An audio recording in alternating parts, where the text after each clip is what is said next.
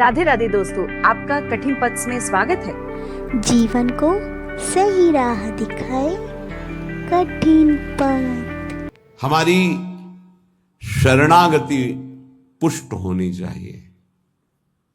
शरणागति पुष्ट होने के लिए सबसे पहला लक्षण है दैन्यता। जो जितना झुकता है वो उतना महान होता है। झुकने वाला ऐसा नहीं कि जिसके प्रति झुक रहा है वो महान है, ऐसा नहीं। जो झुक रहा है वो महान है। दैन्यता। दूसरा है निष्कपटता। हमारे प्रभु की शरणागति की पुष्टता के लिए, शरणागति के तो अलग भाव वर्णन, हमारी शरणागति पुष्ट रहे, नष्ट ना हो। भगवत शरणागति पुष्ट तो भगवत प्रेम निश्चित प्रकाशित होता है। उपासक को देखना चाहिए कि दैन्यता है कि अभिमान है हृदय में। दैन्यता का स्वरूप है किसी भी तरह से हमें गाली दी जाए, अपमान किया जाए, निंदा किया जाए, तिरस्कार किया जाए तो मुझे ऐसा ही लगे कि मैं ऐसा ही हूं, इसी का पात्र हूं। उसे दैन्यता कहते हैं। वाणी से हम माइक से बोलेंगे कि हम अधम हैं, बड़े नीच हैं, बड़े ऐसे हैं, ये भी दैन्यता की भाषा है। और हाथ जोड़कर प्रणाम मुद्रा में रहेंगे, ये भी दैन्यता की मुद्रा है। लेकिन यहां हृदय की दैन्यता को कह रहे हैं कि जब कोई दूसरा कहे तू नीच है, अधम है, पाखंडी है, दंभ करता है, भक्ति नहीं है, और अपने को सीधी बात ये लगे कि सही बात है, मैं ऐसा ही हूं, इसे दैन्यता कहते हैं। शरणागति हमारी जो विक्षिप्त हो जाती है, जो दोषयुक्त हो जाती है, जो पूर्ण नहीं हो पाती शरणागति, उसका कारण देहाभिमान, उसका कारण गुणाभिमान, साधनाभिमान, इनमें से कोई न कोई अभिमान होता है। इसलिए कह रहे सबसे पहला लक्षण बाबा की विचार में दैन्यता, और ये बहुत प्रिय है दैन्यता भगवान को। दूसरी है निष्कपटता। कपट नहीं रखना चाहिए। हरि और गुरुदेव, हरि गुरु चरण सेवा अनुसरहु, अर्चन बंदन संतत करहु, दास संतन कर सुख लाओ। हृदय में कम से कम एक जगह तो निष्कपटता आ ही जाए गुरुदेव भगवान से। पर ये बहुत छलिया मन है, ये सर्वज्ञ प्रभु से भी छल करना चाहता है, बहुत छलिया है। अगर हमारी शरणागति का अपहरण कोई करता है तो अभिमान और कपट। दूसरा जब निष्कपटता है तो कपट अगर है तो हमारी शरणागति ढक जाएगी। मोहि कपट छल छिद्र न भावा, मेरे प्रभु कह रहे हैं। यही दरबार दीन को आदर, पक्की बात। पहला है दैन्यता, दूसरा है निष्कपटता। शरणागत उपासक के हृदय में कपट नहीं। कपट का मतलब होता है कि मुख से कुछ और बोल रहे हैं और हृदय में कुछ और है। ये कपट प्रायः अपने लोग बहुत अच्छी तरह हृदय में सजा के रखते हैं, इसीलिए शरणागति पुष्ट नहीं होती। निष्कपटता, जैसे का वैसा, बिल्कुल गुरु के सामने, प्रभु के सामने, उसमें। तीसरा सत्यता। वाणी में सत्य, हृदय में सत्य, आचरण में सत्य, सत्य धर्मयुक्त। असत्य संपूर्ण संसार के भोग और संबंध है। किसी भी संबंध और भोग में प्रियता है तो शरणागति का अपहरण हो जाएगा। सत्य श्री भगवान, नाम, धाम, लीला, रूप, प्रेमी जन। इसके अलावा सब मिथ्या। जितना कुछ देख रहे हो परिणाम देखा जाता है, परिणाम में सब झूठा। चौथा सर्व समर्पण। सर्व शब्द लगा हुआ है, तन मन प्राण एक एक वृत्ति केवल अपने शरण की तरफ। यहां सर्व समर्पण नहीं होता, समर्पण होता है पर सर्व समर्पण नहीं होता। सर्व समर्पण कुछ हमारी पर्सनल वृत्तियां हैं, कुछ हमारी शर्तें हैं, कुछ हमारा है, तो सर्व समर्पण नहीं। सर्व समर्पण दशरथ जी महाराज के श्रीमुख के वचन, नाथ सकल संपदा तुम्हारी, मैं सेवक समेत सुत नारी, सर्वस्व आपका प्रभु। जहां कहीं शरणागति पुष्ट पाई गई तो सर्व समर्पण वाले की, वो चाहे राजा ही क्यों न हो, महाराज शिवाजी, वीर शिवाजी, समर्थ गुरु रामदास जी, सर्व समर्पण, पीपा जी सर्व समर्पण।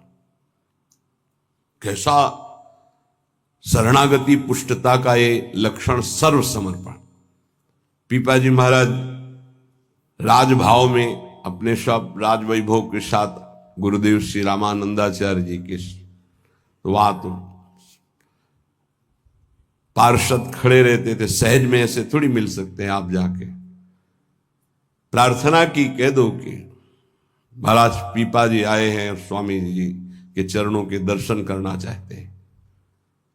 जाके सूचना दी, वहां जाके कह दो कि हाँ राजा महाराजाओं की कोई आवश्यकता नहीं। स्वामी जी साक्षात भगवान का स्वरूप रामानंदाचार्य जी आए और उनका महाराज का आदेश है कि हाँ किसी राजा महाराजा की जरूरत नहीं। तो उनको लगा मेरे से कोई गलती हो गई। अच्छा, समस्त राज सैनिकों को, राज पोशाक को, सब, और एक साधारण को कहा कह दीजिए कि नीच पीपा दर्शन करना चाहता है श्री चरणों के। अधम पीपा स्वामी जी से कहा, स्वामी जी ने कहा कह दो यहां खड़े खड़े क्या करता है, वो समीप में कुआं है वहां गिर जाए। आए और कहा आदेश है स्वामी जी का, वो समीप में कुआं है वहां आप जाकर के गिर जाइए कुएं में। जो आज्ञा। स्वामी जी बिल्कुल नजदीक पहुंच रहे कुएं के। स्वामी जी बिल्कुल अब पहुंच गए हैं, अगला कदम रोक दो, रुक जाओ, वापस आ जाओ। स्वामी जी निकल के आए, दर्शन दिया, जाओ हम स्वयं आएंगे तुम्हारे नगर में, फिर तुम्हें मंत्र और विरक्तता सब प्रदान कर। महापुरुष बना दिया। पीपा जी का पावन चरित्र है, सर्व समर्पण, प्राण समर्पित है, कुएं में गिर जा, मतलब तन प्राण सर्व। पहले में राज धन वैभव, बड़ा शरणागति का महामहिम स्वरूप है। ये समर्पणता तो हम दिखाते हैं, लेकिन सर्व समर्पणता नहीं। कुछ अपना है, कुछ आपकी बात मान लेते हैं, इसीलिए वो खिचड़ी बनी रहती, शरणागति नहीं हो पाती। जब उपासक के हृदय में अपना अस्तित्व रहता है तो उसको भक्ति नौटंकी नाटक नजर आती है। अपनी वासना की पूर्ति, अपनी इच्छा की पूर्ति के लिए वो भगवान की उपासना को नाटक समझने लगता है। अगर अपनी वासना, अपनी इच्छा, इसका त्याग कर दिया जाए तो भक्ति का परिचय मिलता है। प्रायः बड़े बड़े महाभागवतों के घर वाले ही, परिवार वाले ही उनको नहीं समझ पाए और उनका तिरस्कार करें। इस बात के लिए वो जैसा चाहते हैं वैसा आप चलिए, उनको जितना पसंद है आप कीजिए। जैसे कुछ भक्तों को कि हमको पूरी रज लगाना पसंद नहीं, बस हल्का सा तिलक लगा लीजिए, क्योंकि आपने गुरुमंत्र लिया इसलिए तिलक लगा लीजिए। ये जरूरी है पूरा मुंह में थोपना, क्योंकि तुम्हारी दृष्टि नहीं है ना, तुम रज पसंद नहीं करते, गाल गोरे पसंद करते हो। ये पसंद कर, ये चमड़ी कब तक रहेगी, नष्ट हो जाएगी, न तुम्हारी रहेगी ना जिसकी देख रहे हो उसकी रहेगी। पतन हो जाएगा। जिन जिन भक्तों का विरोध किया उनका पतन हो गया। ये सर्व समर्पणता भक्ति में जब साधक चलेगा तो अपने आप आ जाएगा, उसको किसी की कोई परवाह नहीं रहती, अपनी भक्ति में कहीं वो आंच नहीं आने देगा। जीवन की बाजी लगा दी है, अनंत जन्मों से बिगड़ी बात को बनाने चले हैं, तो हम ये देखते हैं कि देवता परिवार वालों की बुद्धि में बैठ करके उसको शरणागति से भ्रष्ट करना चाहते हैं। बस जैसा हम कहें वैसा तुम्हें चलना है। अब भी तुम अपना अधिकार रखते हो, भगवान की कृपा मनाओ कि अभी तुमको कुछ मान रहे हैं इसलिए सुन रहे हैं वो भक्तजन, और ना माने केवल प्रभु को माने तो रत्नावती जी ने मूड मुड़ा लिया और खिलाफत में बैठ गई उनकी आज्ञा के खिलाफ। राजन्ना आज से त्यागती हूं, इस महल में प्रवेश नहीं करूंगी, केवल श्री भगवान का आश्रय लेकर संतों के बीच में रहूंगी। जो बिगाड़ना है बिगाड़ लीजिए। आखिरकार साष्टांग दंडवत और चरणों में गिरना पड़ा पूरे चरित्र के बाद। तो बहादुरी तो तुम्हारी इसी बात की है कि अपने प्रभु के चरणारविंद में आपने अपनापन का दान कर दिया। अब प्रश्न नहीं खड़ा होता, तुम साधना का स्वरूप क्या जानते हो? अरे चित्त प्रभु में लगा है, पूरा दिन हो गया उठे ही नहीं आसन से। भगवदाकार वृत्ति है आसपास सब। बड़े सिद्ध महापुरुष की बात कह रहे हैं, पूज्य श्री श्रीधर बाबा। इतनी रज होगी पूरे सिंहासन में, इतनी ऊंचाई से, क्योंकि परिक्रमा नजदीक काली दे के। अब उनको शरीर की शुद्ध नहीं तो कब वो रज पूछे। मच्छरदानी लगी थी, मच्छर क्या पूरा हाथ चला जाए, और 10-5 छिपकली उस मच्छरदानी में चिपकी रहती थी। बस ऐसे घुस गए अंदर, बस पूरा कमरा कहीं जाला, कहीं ये कहीं वो। जब बाबा इसे साफ, अरे नहीं भाई चलो तुम बाहर ऐसे रहने। जहां उनकी स्थिति है, कभी कभी ऐसी स्थिति देखी है कि जो वाणी से नहीं बोल सकते, ऐसी अनिर्वचनीय स्थिति। आंखों से अश्रुधारा, शरीर कांप रहा सैया पे, छूने की हिम्मत नहीं, चरण चापने गए, होश ही नहीं बाबा को, ओठ फड़फड़ा रहे हैं। कैसी भगवदाकार एकदम स्थिति। जब उपासक चित्त प्रभु से जोड़ेगा तो ये सब अच्छा नहीं लगता। बढ़िया संगमरमर, बढ़िया सैया, बढ़िया नहीं खान पान ते भावे है, नहीं कोमल वसन सुहावे है, सब विषय लगे ते खारा है, हरि आशिक का मग न्यारा है। क्या चल रहा है? ये दिमाग क्या कह रहा है?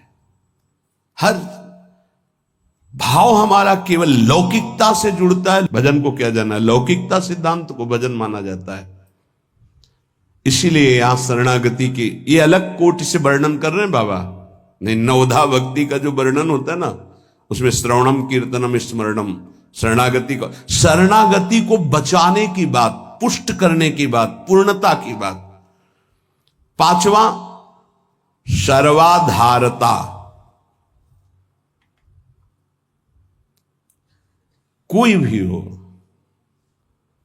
सबका आधार भक्त बन जाता है, घोर विषयी को भी रास्ता दे देता है। चलो ऐसे चलो भगवान के मार्ग में। सच्ची कहते हैं, कोई अगर भक्तों के हृदय को जान जाए तो लूट ले, माला माल हो जाए, पर वो भगवान ऐसी सीमा रखते हैं कि तुम जान ही नहीं सकते हो। जैसे कोई फिसल के गिर गया है तो आप खड़े होके नहीं उठा सकते हो, फिसल के गिरने वाले की गिरने की स्थिति में पहुंचना पड़ा। वैसे ही झुक के, वैसे ही गिर के, फिर उसे उठा करके फिर खड़ा किया गया। जितनी स्थिति में वो गिरा हुआ उसी स्थिति में पहुंचकर उठा। उसको क्या जरूरत है झुकने की? जिसने अपने जीवन में कभी भोगों को, विषयों को, संसार को, गृहस्थ को स्वीकार ही नहीं किया, वो तुम्हारे बीच में घुसकर तुम्हें पकड़कर जहां तुम हो वैसी स्थिति से उठाकर ऊपर खड़ा कर रहा है। अगर तुम सही उपासक होते तो दृष्टि मात्र से तुम्हारा उद्धार हो जाता, लेकिन तुम उस बात को नहीं समझते हो। इसलिए ये सब व्यवहार अपनी स्थिति से उतरकर और झुककर तुम्हारे समान बनकर तुमको उठाया जाता है। सर्वाधारता उस नहीं समझ पाओगे, नहीं समझ पाओगे। काम से, स्नेह से, भय से, क्रोध से, द्वेष से, किसी भी तरह से वो जुड़ जाए केवल तुम्हारी वृत्ति उनसे, वो संभाल करके उठा करके सच्चिदानंद में जोड़ देंगे। चाहे भगवान से जुड़े या भगवत प्राप्त महात्मा से, भगवत प्रेमी से जुड़े, वहीं पहुंचा देंगे। नंग धड़ंग शराब पिए हुए गंगा जी में खड़े हैं, उपद्रव कर रहे हैं, नारद जी महाराज के सामने अभद्र स्वरूप में खड़े। ये पशुता तुम्हारे अंदर केवल धन वैभव के अभिमान से आई है। तुम कुबेर के पुत्र हो, ये हालत तुम्हारी। जाओ, मैं तुम्हें शाप देता हूं, तुम वृक्ष योनि को प्राप्त हो जाओ। लगा ना कि महात्मा बहुत कड़ुआ स्वभाव प्रकट कर दिए, बहुत करुणा कर दी। हालत क्या थी, पहुंचा कहां दिया। वृक्ष तो बनो पर नंदालय के, जाओ तुम्हें सच्चिदानंद भगवान का दर्शन, संभाषण और स्पर्श प्राप्त हो, जो बड़ी बड़ी साधनाओं से नहीं प्राप्त होता। और नारद जी ने शाप दे के प्राप्त करा दिया।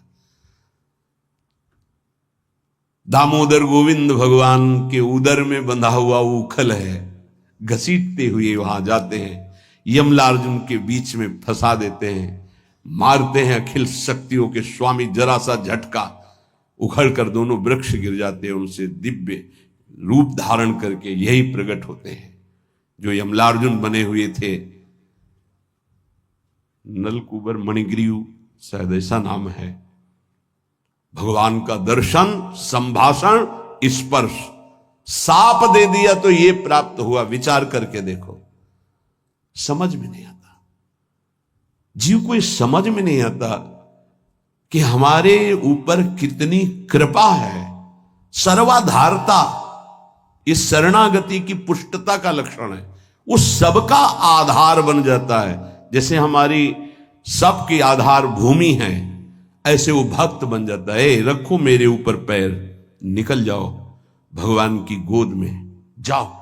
वो इस उदारता को, इस कृपा को इस साधारण जन नहीं जानते, अवहेलना करते हैं। एक एक वृत्ति तुम्हारी संभालने के लिए हमारी श्री जी की भक्ति तैयार है। एक एक वृत्ति को तुम्हें रोना नहीं आया कि हमारे ऊपर कितनी कृपा है। बहुत कृपालु शरणागत जन होते श्री जी के। जैसे श्री जी का स्वभाव तो वही अंश में उतरता है उनके जनों में। सर्वाधारता, सबके लिए आधार भूमि बनने के लिए तैयार है।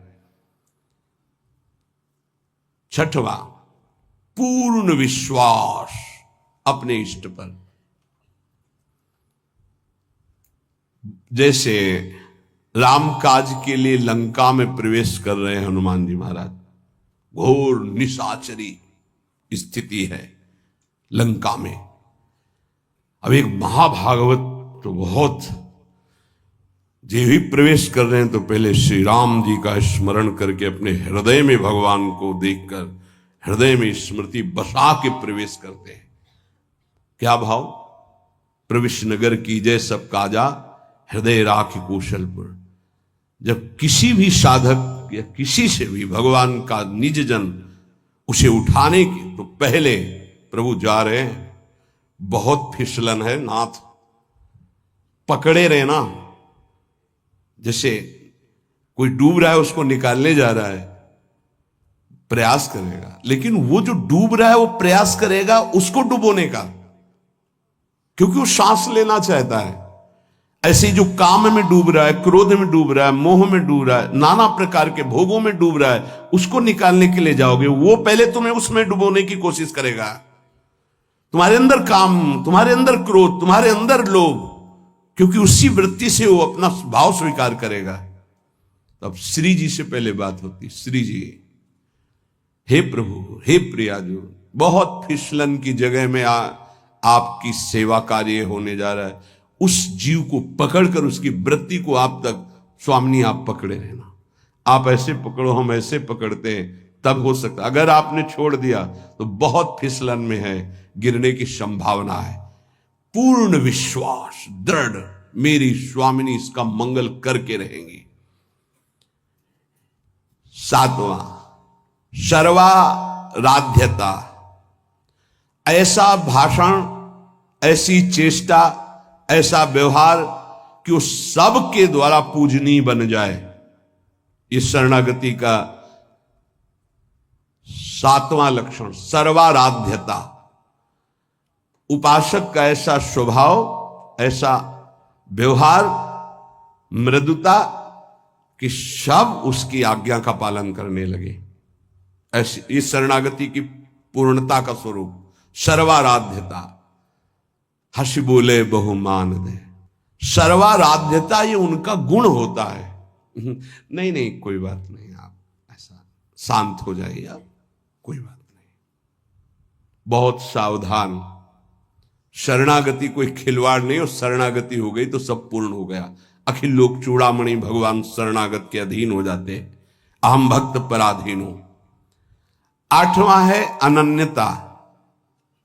अपने इष्ट की, कल एक उपासक की परीक्षा का समय आता है, छमाही सालाना चर्चा हो। उसका शब्द था कि शरीर छोड़ना मेरे लिए सहज है, लेकिन उपासना के विषय में एक भी शब्द में किसी से भी, चाहे वो रिश्ता हो, संबंध हो, स्वीकार नहीं कर सकते। बहुत देखा, बहुत सुना, बहुत सब। अब उपासना के विषय में अगर मेरी उपासना में कोई बाधा पड़ेगी तो मैं सब कुछ छोड़ सकता हूं। शरीर छोड़ना मेरे लिए सहज, उपासना नहीं। उपासना में अगर कोई नहीं, बस इस बात से उस समय तो नहीं कहा जाता बड़ाई कि हाँ शाबाश, नहीं, ठीक है, ठीक है, अच्छे विचार। और एकांत में जब मनन होता है तो आशीष निकलता है। हाँ ऐसे ही अपने आराध्य देव की अनन्यता पे फर्क नहीं पड़ना चाहिए, इसी से भगवत प्राप्ति होती है। हे 4 दिन के पति पुत्र परिवार के संबंध हैं, अनंत काल का संबंधी मेरा उससे मिलने का अवसर आया है। अब ये सब माने हुए नहीं, जो है उनके लिए है। प्रभु मेरे प्रीतम, मेरे पति, मेरे प्राणनाथ, मेरे जीवन, ये माने हुए हैं। 30 वर्ष पहले तुम जानते भी नहीं थे कि कौन है जिनको तुम पति पुत्र परिवार प्रीतम क्या क्या भाव, और 30 वर्ष बहुत बहुत प्लस और जोड़ लीजिए, इसके बाद खाक में मिल जाएगा तुम्हारा तन और उनका भी तन। ना वो संबंध रहेगा, ना वो परिचय रहेगा। संबंध भी नहीं रहेगा, परिचय भी नहीं रहेगा। तो परिचय जिससे बनाने आए हैं, अब ये जन्म केवल उनके लिए। ऐसा नहीं है कि कोई भक्ति में चले तो रसगुल्ला और रबड़ी यही खाते भक्ति होती, वो एक अलग भक्ति होती है। जैसे आपकी साधना बढ़ेगी तो आपके साथ विरोध शुरू होगा, और अगर विरोध में वही स्थिति रही, एक रस अनन्यता, तो आपकी सिद्धि नहीं। तो क्या बिगाड़ा था देवर विक्रम का? पूरे जीवन भर वो विरोध। क्या बिगाड़ा था नरसिंह मेहता जी ने अपनी भाभी का? जीवन भर भारी विरोध। क्या बिगाड़ा था विभीषण जी ने रावण का? भला ही तो कह सभा में लात मार के भगा दिया। क्या बिगाड़ा था विदुर जी ने धृतराष्ट्र और दुर्योधन का? गांव के बाहर एक अकिंचन की तरह कुटिया बना के नहीं पाना दे। ये बहुत सूक्ष्म विषय। अपने इष्ट की अनन्यता में कोई फर्क जीवन में नहीं आना चाहिए, चाहे जैसी परिस्थिति आ जाए। इष्ट और गुरु संबंध में कोई फर्क नहीं पड़ना चाहिए। बहुत संबंध देखे, हर संबंध का निर्वाह उतना ही करेंगे जितना इष्ट और गुरु के संबंध में बाधा नहीं पड़ेगी। इष्ट और गुरु के संबंध में बाधा पड़ जाए से हर संबंध में आग लग जाए। जाके प्रिय न राम वैदेही तजिए ताहि कोटि वैरिशम जद्यप परम सनेही। अगर अपने को समझता है कि मेरे द्वारा भरण पोषण होता है, जात से तेरा पानी भी नहीं पिएंगे, देखते हैं शरीर चलता है नहीं। निकल करके हम चौराहे पे बैठ जाते, देखते हैं विश्वंभर मुझे रखता है कि नहीं। वो अनंत ब्रह्मांडों का सृजन करने वाला एक क्षण में सब कुछ ठीक कर देगा। क्या चरित्र भक्तों के ऐसे ही मनोरंजन के लिए नहीं पड़े जाते? ये आदर्श